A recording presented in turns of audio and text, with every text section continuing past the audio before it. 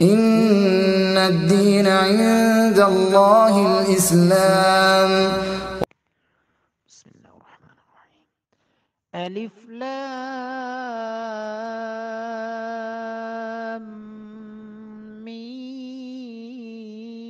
ميم ذلك الكتاب لا ريب فيه هدى للمتقين الذين يؤمنون بالغيب ويقيمون الصلاة ومما رزقناهم ينفقون والذين يؤمنون بما أنزل إليك وما أنزل من قبلك وبالآخرة هم يوقنون أولئك على هدى من ربهم وأولئك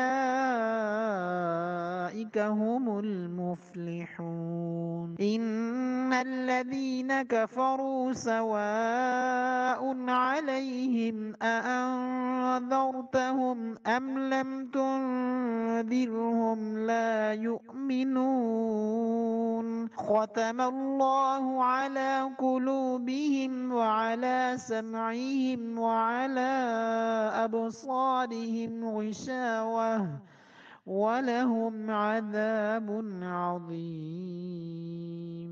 ومن الناس من يقول آمنا بالله وباليوم الآخر وما هم بمؤمنين يخادعون الله والذين آمنوا وما يخدعون إلا أنفسهم وما يشعرون في قلوبهم مرض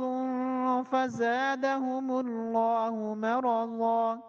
ولهم عذاب أليم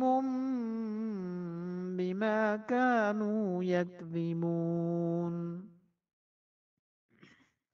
وإذا قيل لهم لا تفسدوا في الأرض قالوا إنما نحن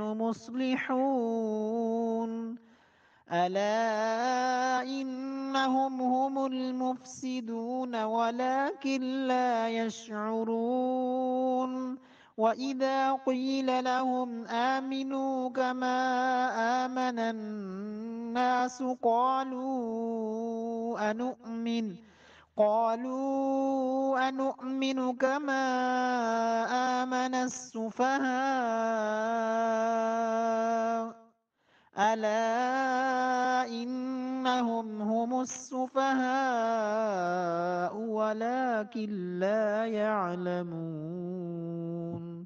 وإذا لقوا الذين آمنوا قالوا آمنا وإذا خلوا إلى شياطينهم قالوا إنا معكم إنما نحن مستهزئون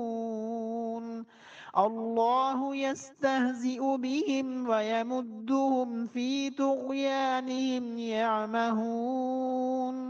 أولئك الذين اشتروا الضلالة بالهدى فما ربحت تجارتهم وما كانوا مهتدين مثلهم كمثل الذي استوقد نارا فلما أضاءت ما حوله ذهب الله بنورهم وتركهم في ظلمات لا يبصرون صم بكم عمي فهم لا يرجعون أو كصيب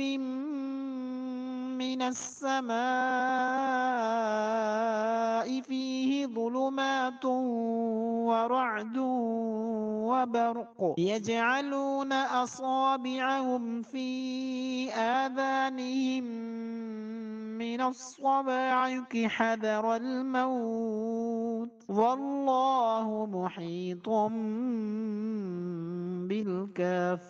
بالكافرين يكاد البرق يخطف أبصارهم كلما أضاء لهم مشوا فيه وإذا أظلم عليهم قاموا ولو شاء